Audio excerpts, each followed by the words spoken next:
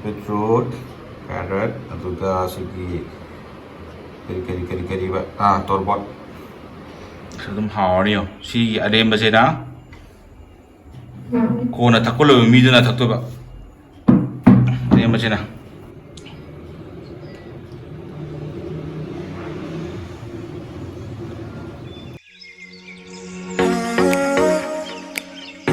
Oh, mayam na siya day. Torbot day kaya ka mix yung takse. Siya magadam utarak eh. Mau magi baca yang mau apa apa gitu. Masih mau takta napa? Mau magi mam. Yang tak masih yang tak tahu kan. Tapi nong tahu. Dia mana deh nak? Sini sih. Nade memang kau tu boleh. Kang nade mungkin. Fine. Sing water tanker tu, kalau sing jam lau. Kalau hey, lupa sing mengar jam lau ni sing kita dah sing tu sing tak kaya ke boleh kada. Saya ni coba kan tu boleh.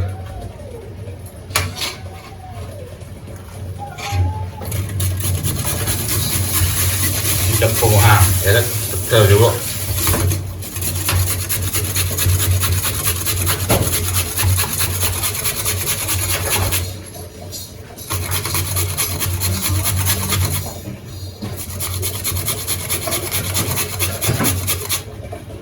Okay, mantap terganti lagi ya.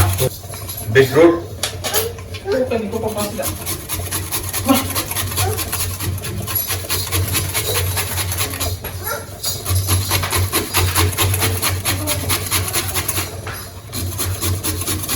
Oke, beetroot pergi.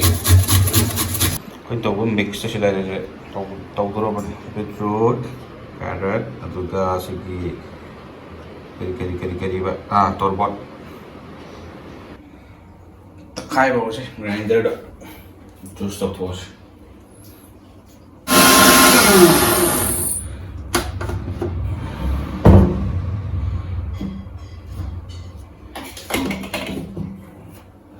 Siapa kelas orang kisan, kisan nak, kerana tahu orang kelas nak mulai kelas orang kis.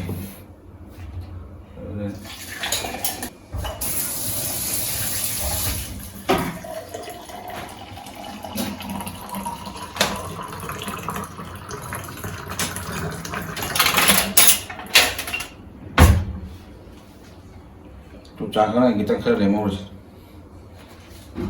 Kita kisah na. Ini, aying bah. Kami.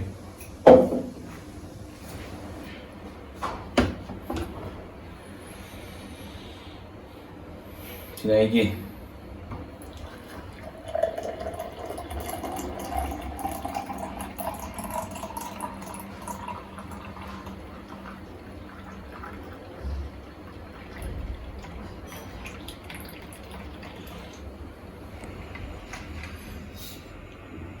Sedum hauri yo. Si adem base na.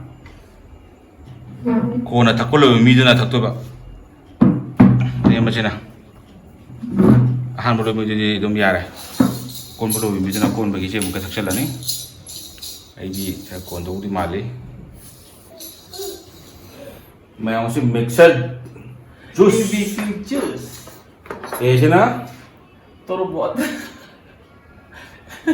Ese na torbot. The S God. Di na beetroot. C na carrot. Carrot. Carrot. So, 1, 2, 3. Aduh sige adem base na. Cheers. Ako mabilang sa tubig.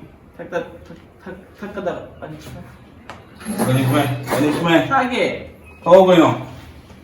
Kung di pa mo may ako tali, ang tali. Okay, no, I'm just gonna say.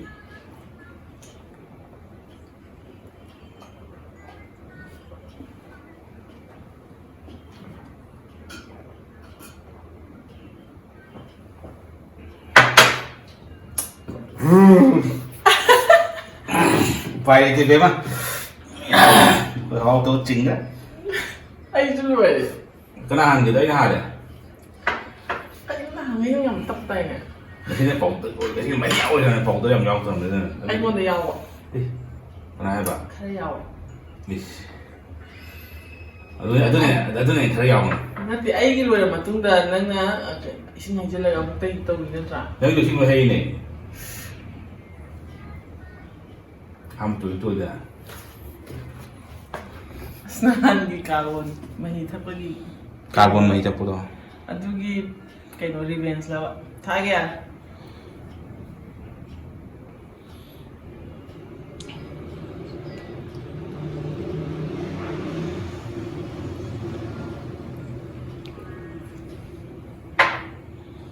Dua sampo juga.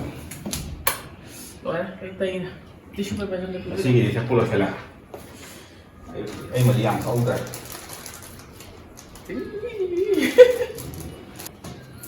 Mày ơi, thằng có thằng này làm chúng mình dạy ôi tất cả thằng ơi bỏ, chúng cái này cái gì, chúng Healthy joy cái ba. gì ba cho không có trình độ ba, Adu moreover ako'y si weight, overweight oiba. Duna height siga. với cái cái thằng đầu qua này độ, thằng đầu giờ sinh đi độ, cái thằng cái dạng nó mà cái phao sinh ra cái sản sinh đó nè, mà gì cái mà đang cái đó, Sabada yam pamzaba video ba ko'y ha.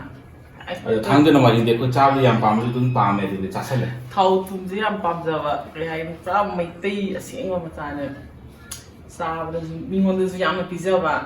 Isa dan si nên yam con phụ thành cái con này đâu ngang đâu, cái này mà, Mi may pizza na yan katangat puto ra pa yam ngaksa ba daw ko'y.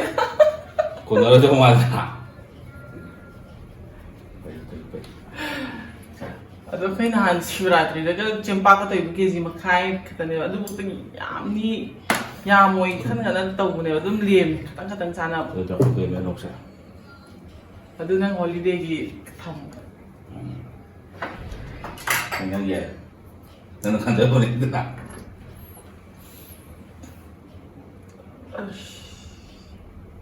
lùi đi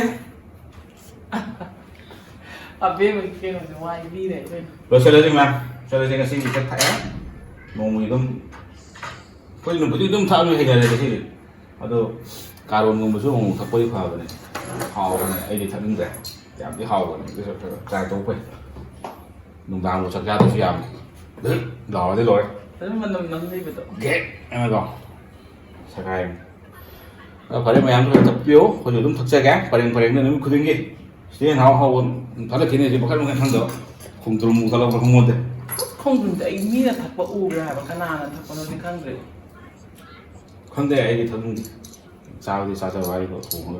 ado man nam di ai sa sa ni thak thak ni 걔가?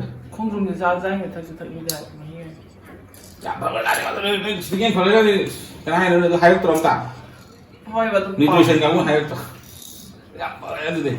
pa đại sa chi di chi ha là ba phơ với quá phơ với là hay cru rồi thật hay hay mà cái gì cái rồi mà rồi hay kru thi sira hay cru phăng nhẹ chỗ chỗ đó có cảm pin mình tăng rồi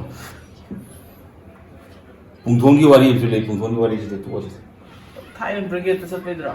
Sabe hai. rồi này vùng thôn nó sát phụ rồi mà tôi muốn bây giờ khi tham rồi tại có thể Fungu na ma du pa kay ha. Kasi chawi tu di. sai chào dùng chào vậy quý yêu mà đồng ngoài mình Hao so hao.